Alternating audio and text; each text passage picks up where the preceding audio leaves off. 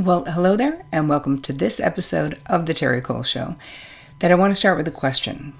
How do you feel if they discontinue your favorite shampoo or your breakfast cereal? Or if you work out at a gym and you go to classes and you walk in and someone is standing in your spot, so to speak.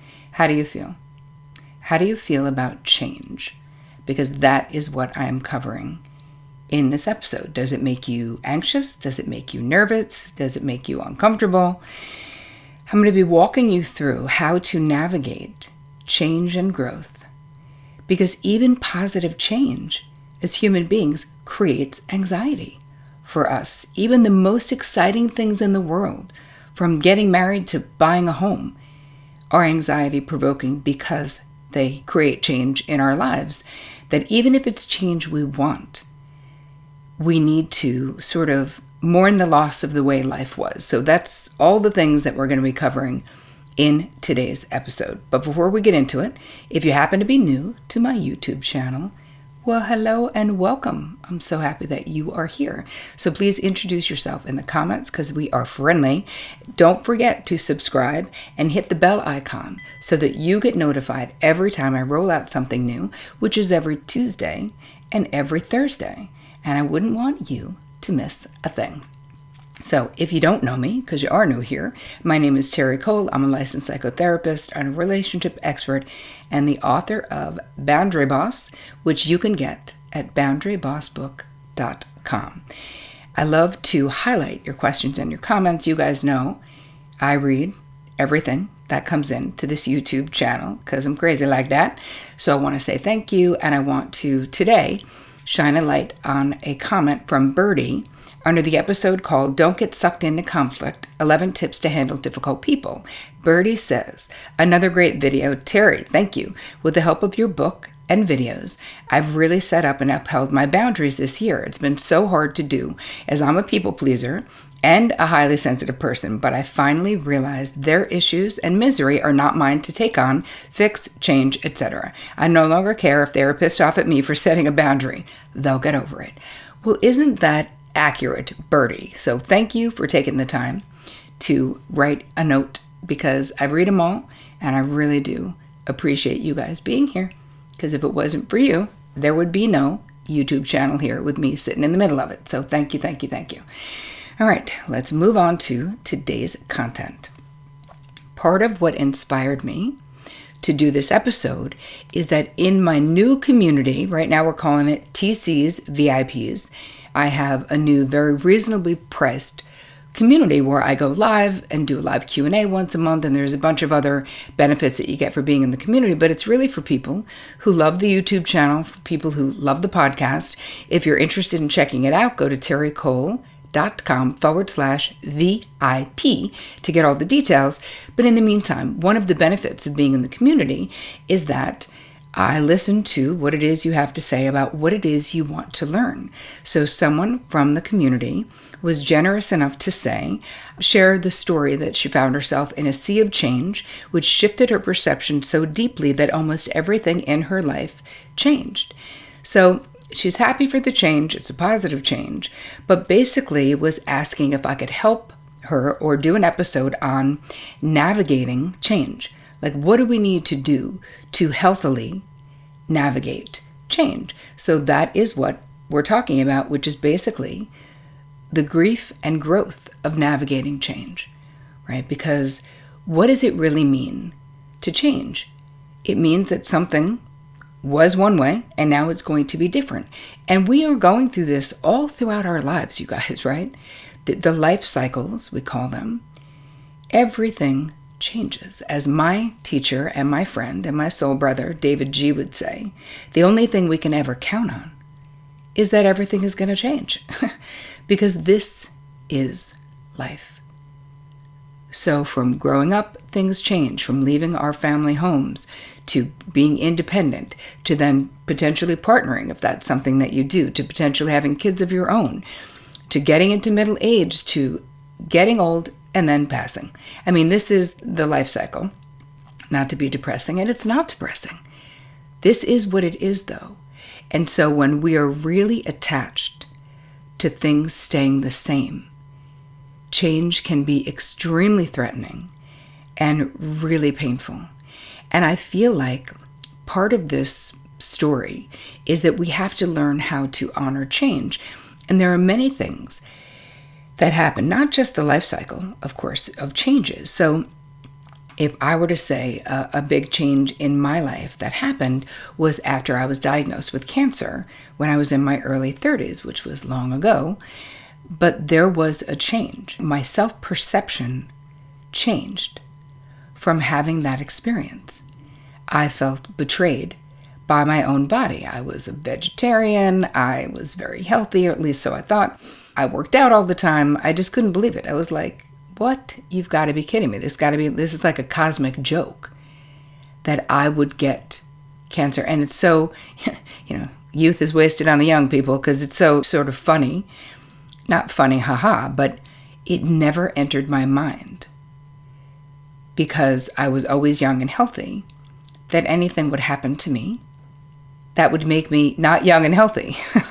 So anyway, after having a cancer experience, I needed to mourn the loss of my innocence, the loss of my ignorance to a degree of like never thinking that it could happen to me. So I did. I had to mourn the way that I felt, where I almost felt invincible before, and now suddenly the truth comes in. And of course, none of us are impervious to anything in life, right? Anything can happen to any of us. That's the reality of life. It is so uncertain so much of the time. And I think that it's almost like we have this illusion that if we can control things and not let them change, that we'll be safe from those changes. So for me, when I went through the process, and I was in therapy, of course, talking about it, but when I went through the process of dealing with the fact that I did get sick, and thank God I did get better, but these are still traumatizing experiences. I had the regular trauma response to being diagnosed with cancer, and then I had it sort of mismanaged. So I sort of had a double whammy of having to mourn, because after being diagnosed with cancer on one side of my thyroid, I had a whole long story. I've told it once or twice before. I don't feel like telling it now, and I'm not going to because we don't have enough time. But I ended up having a gut instinct that something was wrong with the other side of my thyroid. So I had to really fight to get that looked at. I left the surgeon who did the initial surgery because he was so condescending and such a jerk, and so didn't believe me. He didn't care how I felt, like what my intuition was saying. So I just basically surgeon shopped until I found a surgeon who did care about my intuition. And thank God I followed it, because after the second surgery, what was discovered was a completely different kind of cancer on the other side, which was more dangerous, could move to lungs and bones. Thank God all of that did not happen. But there was a lot that I needed to mourn in those changes, because it didn't just change my relationship to my health and to my body. It changed the way I related to the medical community, because I realized that I used to have a very sort of young attitude, or maybe almost like a child's attitude, where I was like, well, they're the doctor or they're the surgeon, so they know better than me. And it made me feel sort of taken care of. And yet what I realized in my experience was that my gut instinct was just as important as their medical training. And that I would never again, and I never have since, stayed with a doctor who I felt like didn't give a shit about what I thought and how I felt. The same way I wouldn't be in a relationship with anyone who didn't give a shit about what I thought and what I felt. That's the same exact standard I now have for the medical community. But again, that change, of course there was growth. Of course something positive came out of those experiences for me, where I valued life in a completely different way. It was like the biggest wake-up call of my life. So as one of my besties, Chris Carr, would say, I won't call cancer a gift, because I certainly wouldn't want to give it to you, but I wouldn't undo it, right? Because it changed the trajectory of my life. But that growth process required me to grieve, required me to be sad about what I was not going to experience again, which is just sort of the youthful ignorance, I guess, the assumption that I would always be healthy, that nothing would ever happen to me. And so in the guide, you can get it at terricole.com/guide, I'm going to give you some questions to help you grieve any losses you've experienced. Because here's the thing with change. It's not just losses, but when things change, we are losing things, even though we're gaining things, right? I gained knowledge about myself. I gained an ability to have way better boundaries with the medical world, with doctors, with surgeons, with whomever. So of course there's something to gain. But before I could embrace what that was, I needed to also acknowledge and handle and process the loss. So grief is really important because the changes that happen in our lives impact our identity, the way we see ourselves, the way we interact in the world. So that's important.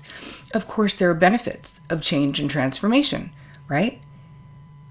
This impacts our relationships, our mental wellness, how we work, how we walk through the world as we transform. And so many of you I know are on a transformative path, or you most likely wouldn't be listening to this podcast or watching this on YouTube right now. So know that this process of grief and growth, these are intertwined in a way that every next level of your transformation, there will always be something to grieve, because part of it is we are grieving our old selves. We are grieving what we're leaving behind. And sometimes we're grieving stages of life when our kids are not toddlers anymore, when kids start going to school. There's grief in that transformation process that needs to be honored. It doesn't mean we want a kid to stay a 3-year-old forever. It just means that we've loved that phase of development. And anyone who's raised children, you know, the time goes fast. You know, those are beautiful moments in time that when you're in them, sometimes they can seem like forever. But when you look back, anyone who's raised children to adulthood, it seems like it went real fast. You know, it's both, right? It can be hell when you're trying to potty train a kid. It feels like it's never going to happen. And then they're 18 and graduating high school or going into college or graduating college, and you're like, oh my gosh, how did we get here? So it's important that we stay mindful and awake in these transformations and that we honor the grief. So what are we grieving? We're grieving old identities. We're grieving relationships. We're grieving a moment in time. And yet that is a part of our transformation. And even when things are what you want them to be, when I fell in love with my husband, because I was always kind of a girl who never thought I'd want to get married, I didn't want to get married in reality, because it really seemed to me like, I guess from my parents' story, right? My parents were high school sweethearts. My father went on to a full ride for basketball scholarship, went to Union.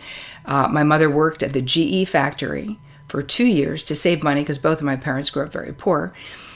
And she gets to school, like so exciting. She finally saved the money to go, and she ends up getting pregnant over Thanksgiving break. And my parents get married in the back office of the Methodist Church in like Glens Falls, New York, over winter break. My mother permanently quit college. And so for me, you know, there was an unconscious or conscious association, both, of marriage being the death of my mother's dreams. So that didn't sound great to me, right? Like I was like, who needs to do that? And my mother's covert and overt message to me was, get an education, girl, make your own money, so that maybe one day love could be a choice and not a need. Because my parents got married in the late 50s, where, you know, being an unwed mother was like super bad at that point, which seems so crazy now, right? With the way that it is. But that was like a social norm, not to mention there was not abortion. So there you go. That happened. Longest way around the barn, you guys. Sorry, that was a long, convoluted story to get to the fact that when Vic and I fell in love, and I didn't get married until I was like 34 or 35, I think. I was in my 30s, and he's 10 years older than me, so he was in his 40s. And so as much as I was so happy, I couldn't even believe that there was a person who could be my person and that I found that person. And Vic had 3 teenage boys, and I was like, yay, my found family. It all worked out for everybody. But in therapy, I remember going through this process of being sad that he'd done all these things in life without me that I didn't do. He'd been married twice. I'd never been married before. He had biological kids. I didn't do that. It was like all of these different things.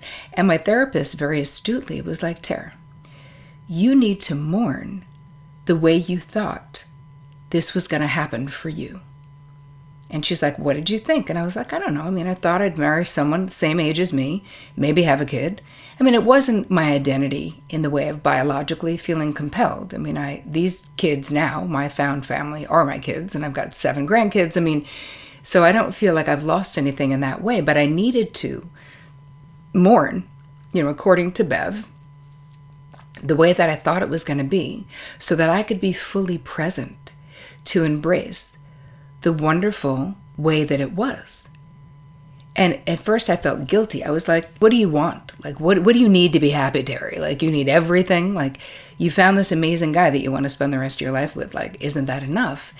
And my therapist helped me see that mourning the way that I thought it would be was not me being ungrateful about what I had found and about Vic and the boys.